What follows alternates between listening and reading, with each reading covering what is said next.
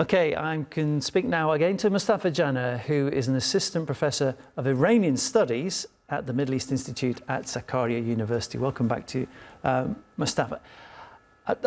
There's so many different directions we can go with the conversation. Let's just talk about retaliation. I know it's not a positive thing, but it's one of the options that's open to Iran, and who knows at this point how it's going to respond. So let's just bring up a map. I believe we can take a look at the US military bases that are situated in the Middle East. Now, these are considered to be the points of vulnerability that Iran doesn't have to go too far if it wants to go looking for US targets. Do you think they are targets it can actually get to? You know, if the situation is limited as it is, I think Iran will not appeal to that option, because the damage in Fordo, Natanz or the other facility is quite limited, according to Iranian officials also. And they also said that they have already transferred the nuclear material. So these facilities were cleared before the attack happened. And that gives a chance to Iranian government to de-escalate, because if they choose to attack these bases, it would guarantee additional US strikes on Iran. Could they, though? Do they have the capability to attack them and to hurt the US in that way? Yeah, sure, they have. They have this capacity because they have regional allies. For example, let's take Houthis in Yemen. So they can easily target US military assets in the region.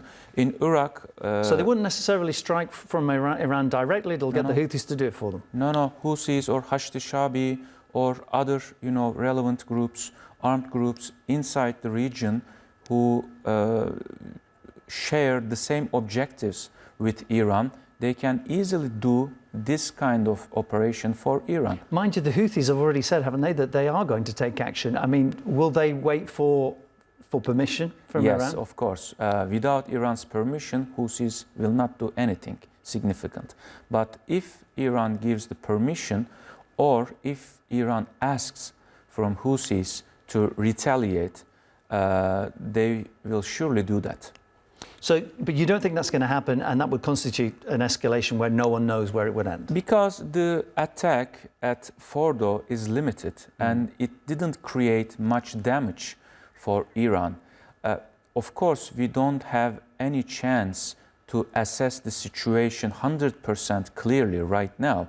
But according to Iranian officials, because we should follow their statements, because they are going to act based on their own statements. So they say that there is no, real damage there.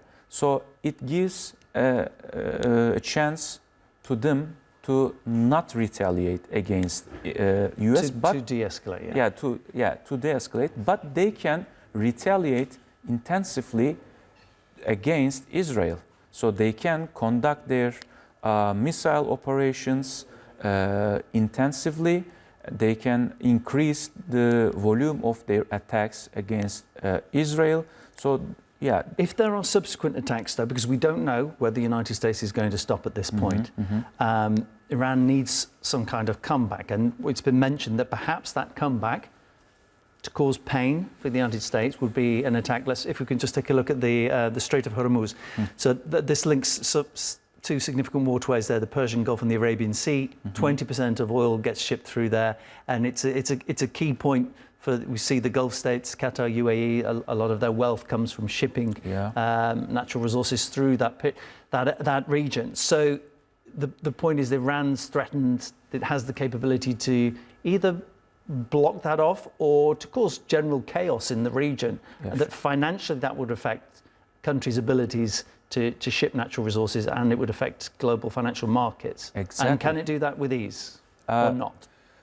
It can do that. I don't know with ease or not, but it has certain capacity to shut down the Strait of Hormuz. It has never done it before, but look at the map. So it's a very narrow passage. So Iran has the navy capacity to do so, and the ships in the Persian Gulf are already in a hurry to leave the Persian Gulf in case anything, any closure, because as you said, 20% of oil consumption of the world, and 30% of LNG trade of the world pass through the Strait of Hormuz. It would create a total chaos in terms of global trade, global energy markets. So Iran can apply to this option, but of course it would be a temporary precaution actually, because shutting down the Gulf for good, it would trigger a major pushback from many sides, European powers, US, maybe starting from the US. So they don't let Iran to do that permanently.